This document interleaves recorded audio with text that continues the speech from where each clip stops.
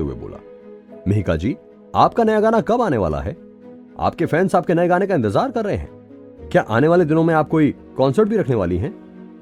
तभी एक और रिपोर्टर बोला, मिहिका जी, आपके गाने आजकल रिलीज होते ही हर म्यूजिक चार्ट पर नंबर 1 हो जाते हैं। मैंने तो यहां तक सुना है कि कई बड़े बड़े सिंगर्स भी आपको और आपके मिस्टीरियस कंपोजर को अपने लिए गाना लिखने के लिए बुला रहे हैं। क्या आपको किसी तरह का प्रेशर फील नहीं होता?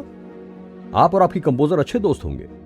क्या आप अपने इस मिस्टीरियस कंपोजिंग जीनियस के बारे में कुछ बता सकती हैं? मिहिका ये सब देखकर बहुत अनकंफर्टेबल फील कर रही थी। वो जानती थी कि इस भीड़ भाड़ की वजह से उसके खुद के एग्जाम और बाकी स्टूडेंट्स के एग्जाम पर भी असर पड़ेगा। वे अपने बॉडीगार्ड से कहकर उन रिपोर्टर्स को अपने आगे से हटवाने ही वाली थी कि तभी उसे दूर खड़ा एक जाना पहचाना सा लड़का दिख गया। जैसे ही मिहिका की नजर उस लड़के से मिली, मिहिका मुस्कुराने लगी और वह खुश होते हुए रिपोर्टर से बोली, आप यही जानना चाहते हैं ना कि मैं मुंबई यूनिवर्सिटी में क्यों जा रही हूं?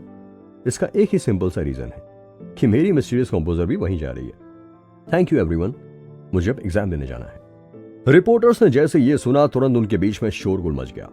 वे अपने माइक थामकर जोर जोर से कैमरा को देखकर बोलने लगे, मिहिका की मिस्टीरियस कंपोजर भी मुंबई यूनिवर्सिटी से ही है। वो कौन होगी? किस तरह की इंसान होगी? कहीं वो मुंबई यूनिवर्सिटी में म्यूजिक के प्रोफेसर तो नहीं है या कोई famous foreign teacher? Oh my God, ये सबसे बड़ी ब्रेकिंग न्यूज है।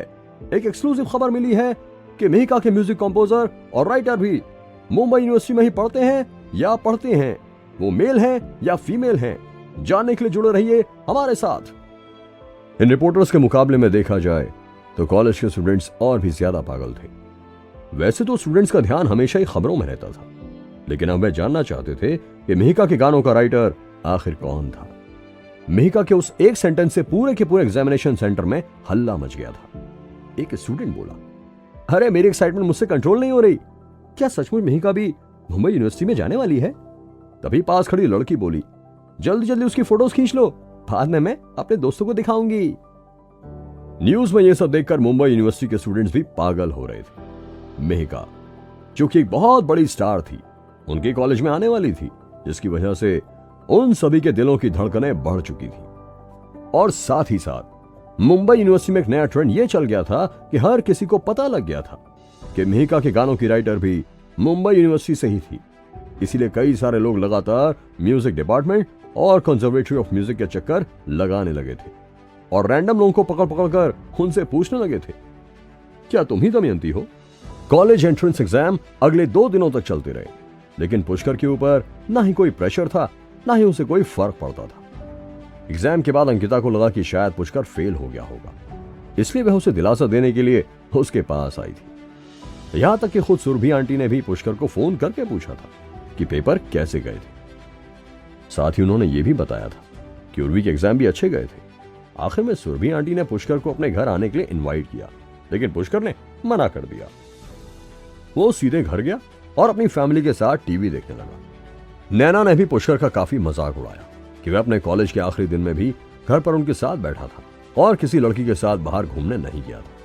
लगभग रात के 11 बजे अचानक ही पुष्कर के पास मिहिका का फोन आया और वह बोली, पुष्कर, मैं तुम्हारे घर के बाहर खड़ी हूं, झील के पास, बाहर आओ ना।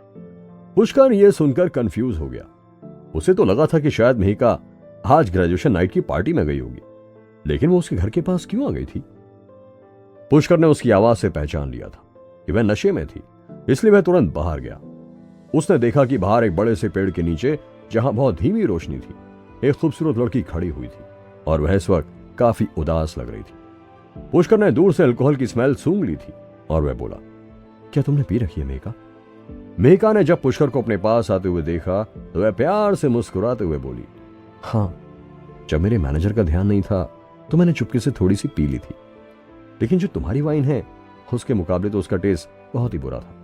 पुष्कर धीमे से मुस्कुराया, क्योंकि वो ये बात पहले से ही जानता था। दिल्ली मुंबई के बड़े बड़े रईस लोग भी पुष्कर की उस स्पिरिचुअल वाइन के लिए एडवांस में ऑर्डर बुक करवाते थे और इस सारे काम की देखरेख मिस नलिनी करती थी और अगले 1 साल तक सारे ऑर्डर्स बुक हो चुके थे। मिहिका ने अपना सिर उठाकर पुष्कर की ओर देखा और वह बोली, पुष्कर। पुष्कर ने जब मिहिका को अपना नाम इस तरह से लेते हुए सुना तो उसे काफी अजीब लगा। इस वक्त शराब के नशे की वजह से मिहिका का जो बदला हुआ टेम्परामेंट था, वो देखकर पुष्कर को दिल ही दिल में थोड़ी नर्वसनेस हो रही थी।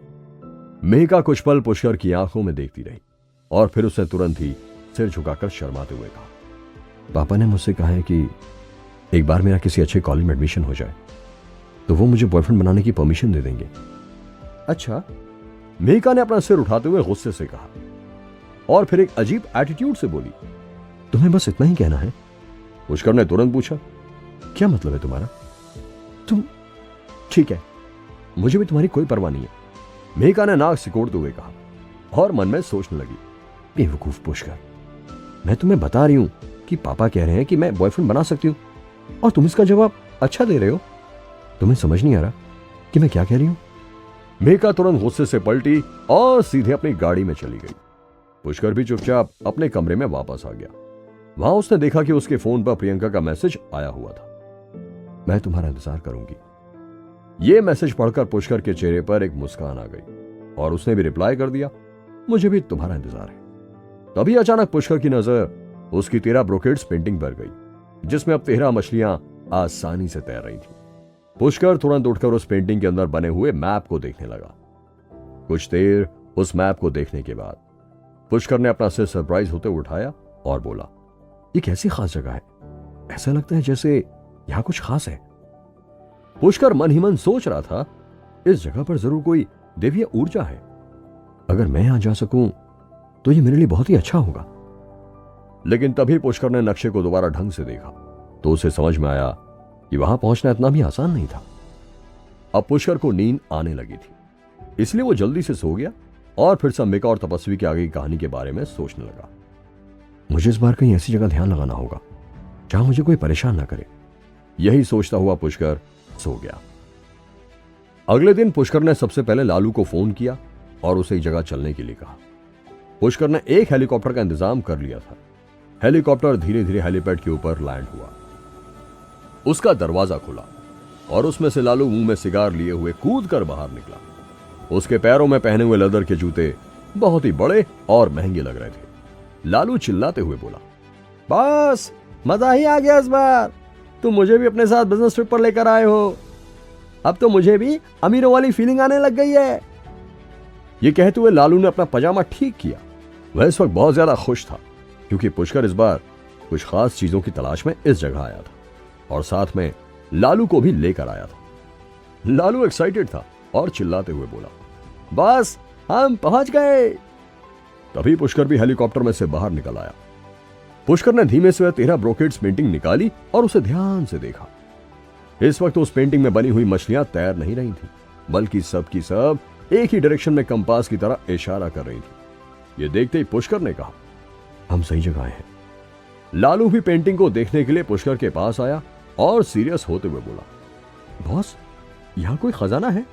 वैसे मैंने पता लगवाया है, इस जगह को काजूगंज कहते हैं।